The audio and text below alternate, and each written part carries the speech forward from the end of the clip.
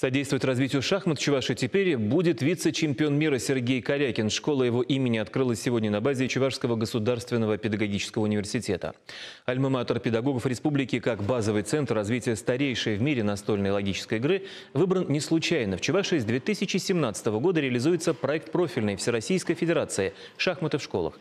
А в том, что шахматы пользуются популярностью у подрастающего поколения, гроссмейстер убедился, посетив турнир в честь дня рождения Чебоксар. В качестве супербонуса победитель в старшей группе 14-летний Антон Смирнов получил право сыграть блиц с чемпионом мира в этом разделе шахмат.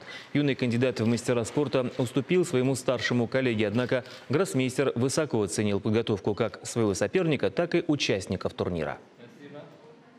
Самое главное, чтобы были люди, чтобы были дети, которые хотят играть в шахматы. И мы этих детей видим. Они буквально заполонили весь зал. Есть большое количество тренеров, которые хотят заниматься. И если мы создадим все условия, а эти условия они обязательно будут. Я сегодня встречался с главой, и он пообещал, что будет поддерживать шахматную школу. И я надеюсь, что мы сумеем развить здесь такую большую шахматную активность.